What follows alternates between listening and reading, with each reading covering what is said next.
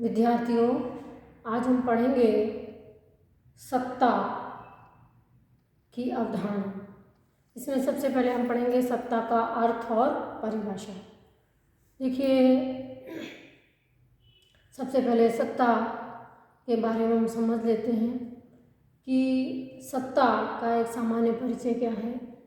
सत्ता जो है वो सभी संगठनों और व्यवस्थाओं में क्रियाशील तत्व है। सभी संगठनों और व्यवस्थाओं के अस्तित्व के लिए ये जरूरी है, सफल संचालन के लिए उनके जरूरी है कि उसका जो संचालन है वो बल, दमन, पीड़न जैसी प्रवृत्तियों की जगह जो है उसका संचालन जो है वो सहयोग, सहमति और अनुशासन जैसी जो प्रवृत्तियां हैं उनके द्वारा किया जाए। और सत्ता जो है वो किसी भी व्यवस्था या संगठन में इसी काम को करती है। इसीलिए सत्ता को किसी भी व्यवस्था या संगठन की जीवन शक्ति कहा जाता है, उसे उस संगठन की आत्मा कहा जाता है, उस संगठन का मस्तिष्क भी कहा जाता है, क्योंकि सत्ता जो है उसके लिए निर्णय लेने, उस संगठन के लिए किसी प्रकार के निर्णय लेने और उन्हें लागू कराने का कार्य करती है। राजनीतिक विज्ञान के संदर्भ में भी सत्ता की अवधारणा का प्रमुख महत्व है। कोई भी राज्य व्यवस्था जो है वो सत्ता के द्वारा ही किसी प्रकार का निर्णय लेती है, किसी प्रकार का कार्य करती है और जो है उसका संचालन, किसी व्यवस्था का संचालन करती है। कोई भी राज्य व्यवस्था जो है वो सत्ता के द्वारा ही किसी प्रकार के निर्णय लेती है और उन निर्णयों को लागू करवाने का काम करती है। इस प्रकार से सत्ता जो है वो सहमति और हमें कह सकते हैं सत्ता जो है वो एक तरीके से सहमति जो है उसके आधार पर कार्य करती है, या सत्ता में जो है सहमति एवं अनुनय का विचार पाया जाता है। और जिसके चूँकि सत्ता में सहमति और अनुनय का विचार होता है, इसलिए वो जो है जन स्वीकृति जुटाती है, जन स्वीकृति के आधार पर कार्य करती है और जिसके कारण उसके अंदर औचित्यपूर्णता का गुण उत्पन्न हो जाता है। देखिए, राजनीतिक विज्ञान के सैद्धांतिक अध्ययन में सत्ता की अवधारणा का जो है हमेशा से विचार किया गया। सभी राजनीतिक विचारकों ने प्रत्यक्ष या अप्रत्यक्ष रूप से सत्ता की अवधारणा के ऊपर विचार किया है, क्योंकि सभी समाजों में उच्च औचित्यपूर्ण उच्च व्यक्तियों के अनुकरण की आवश्यकता को जो है महसूस किया गया, उसे सहमति प्रदान की गई या उसको आवश्यक माना गया। प्लेटो यदि हम जो प्राचीन विचारकों की बात करें, प्राचीन राजनीतिक विचारकों की बात करें, तो प्लेटो एवं अरस्तु के चिंतन में भी हमें सत्ता के संबंध में विचार दिखाई देते हैं, सत्ता की अवधारणा के ऊपर विचार दिखाई देता है। जो अरस्तु था उसने रेटोरिक के रूप में सत्ता की अवधारणा का समर्थन किया। अरस्तु ने कहा कि जब सार्वजनिक निर्णय करने के लिए कोई तार्किक प्रमाण उपलब्ध ना हो पाए, तो ऐसी स्थिति में उस निर्णय को रेटोरिक के आधार पर किया जाना चाहिए। अर्थात इसका मतलब है, रेटोरिक का अर्थ है कि जब सार्वजनिक निर्णय के लिए तार्किक प्रमाण ना हो, तो ऐसी स्थिति में रेटोरिक अर्थात अनुनय के साधनों का प्रयोग किया जाना चाहिए। अनुनय का अर्थ होता है असहमत की सहमति प्राप्त करना, या जो रूठा हुआ है उसकी भी सहमति प्राप्त करना। और जब किसी निर्णय में जो विपक्षी होता है, जो रूठा हुआ होता है, उसकी भी सहमति प्राप्त कर ली जाती है, तो वो निर्णय स्वयं में तर्क सिद्ध होता है या उसमें किसी प्रकार की जो है उसके विरोध की गुंजाइश नहीं रहती है या उसकी विरोध की संभावना समाप्त हो जाती है। और ऐसी स्थिति में जब कोई राजनीतिक व्यवस्था अपने निर्णयों में अपने विरोधियों की सहमति भी प्राप्त कर लेती है तो वो राजनीतिक व्यवस्था जो है वो अधिक औचित्यपूर्ण हो जाती है, जन सहमति वाली हो जाती है और वो अधिक प्रभावपूर्ण और स्थायित्व के साथ काम करती है। तो इस प्रकार से प्लेटो के रेटोरिक में सत्ता के सारभूत लक्षण उपलब्ध थे, मौजूद थे। जो सत्ता है उसका अंग्रेजी अनुवाद है अथॉरिटी, और अंग्रेजी की अथॉरिटी शब्द की उत्पत्ति लैटिन भाषा के ऑक्टोरिटास से हुई है, जिसका अर्थ है बढ़ाना। देखिए, रोमन साम्राज्य में सार्वजनिक सभाओं के द्वारा जो प्रस्ताव पारित किए जाते थे तो उन प्रस्तावों को जब रोमन साम्राज्य की सर्वोच्च परिषद सीनेट जो है उसे अपनी स्वीकृति प्रदान कर देती थी तो ऐसा माना जाता था कि उसे ऑक्टोरिटास प्राप्त हुई, अर्थात उनके उन प्रस्तावों के राजनीतिक मूल्य, उनके कानूनी मूल्य और उनकी जो है हम कह सकते हैं कि उनके जो है उनकी औचित्यपूर्णता में वृद्धि हो जाती थी। यानी यहाँ पर सार्वजनिक सभाओं का मतलब है कि जैसे किसी भी राज्य में, किसी भी देश में जो कानून निर्माण वाली दो सभाएं होती हैं जिनके दो सदन होते हैं, एक जनता का सदन होता है, दूसरा जो है द्वितीय सदन होता है, जिसमें कि उस राज्य व्यवस्था के जो योग्य कुलीन और जो कुलीन वर्ग के लोग होते हैं, योग्य धनी मानी व्यक्ति होते हैं या गुणवान व्यक्ति होते हैं, योग्यताधारी व्यक्ति होते हैं, उनको स्थान दिया जाता है।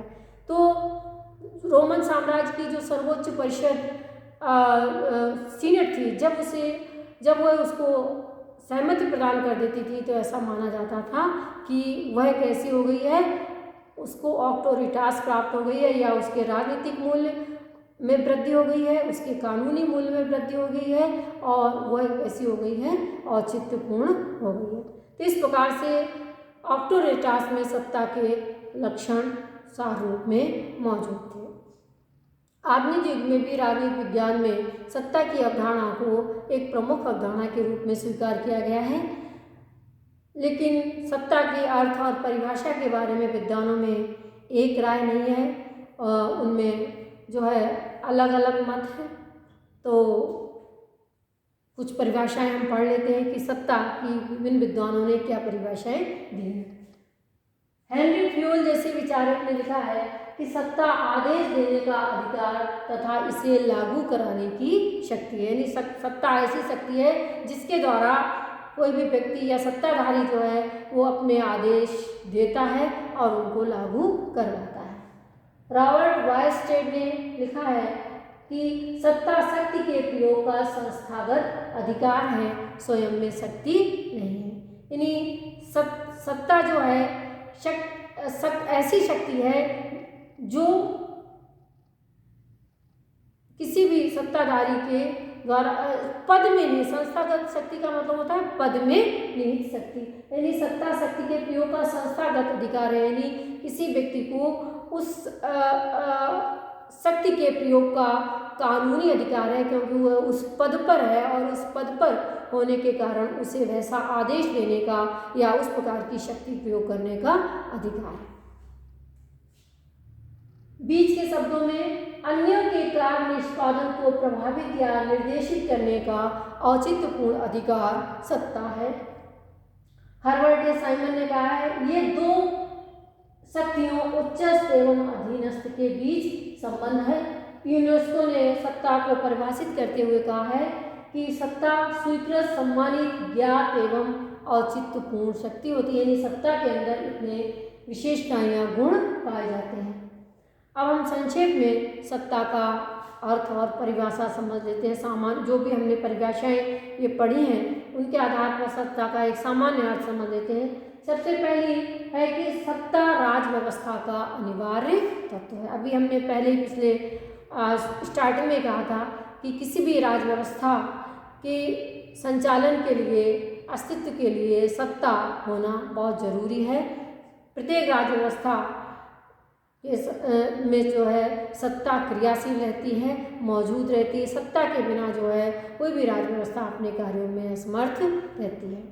तो सत्ता राज्य व्यवस्था का अनिवार्य तत्व है। दूसरा है सत्ता स्वयं के आदेश पालन कराने की संस्थागत शक्ति है। सत्ता, यद्यपि सत्ता और शक्ति अलग अलग है, सत्ता और शक्ति एक नहीं है, लेकिन सत्ता और शक्ति में जो अंतर है वो ये है कि सत्ता एक ऐसी शक्ति है जो किसी पदाधिकारी के पद में निहित है, यानी सत्ता जो है वो पद में निहित शक्ति है। इसलिए हम कह सकते हैं कि कोई व्यक्ति, इसका मतलब ये है कि यदि कोई व्यक्ति अपनी शक्ति का प्रयोग कर रहा है, किसी प्रकार का आदेश दे रहा है, तो उसे ऐसा आदेश देने का कानूनी हक है, वो क्योंकि वह उस पद पर है, उस पद पर होने के कारण उसे उस प्रकार का आदेश देने का अधिकार सत्ता है।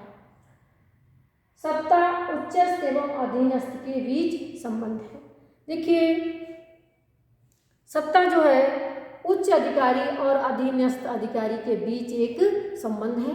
उच्चस्थ अधिकारी जो है वो इस आशय के साथ निर्णय लेता है कि उसका जो अधीनस्थ अधिकारी है उसके द्वारा उसका पालन किया जाएगा, और इस प्रकार से उसे उस आदेश के पालन होने की आशा होती है, और अधीनस्थ जो है वो उस प्रकार के आदेश की पालन करने की इच्छा रखता है, या हम कह सकते हैं कि उस प्रकार के निर्णय की, इस प्रकार के आदेश की पालन करने की आशा रखता है।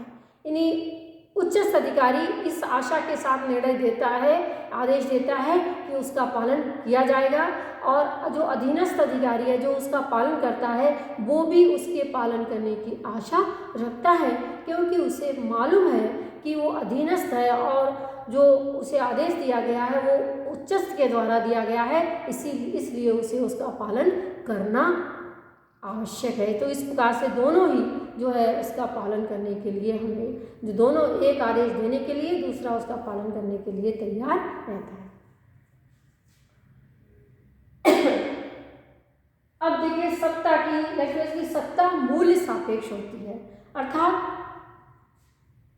सत्ताधारी के मूल्यों और जो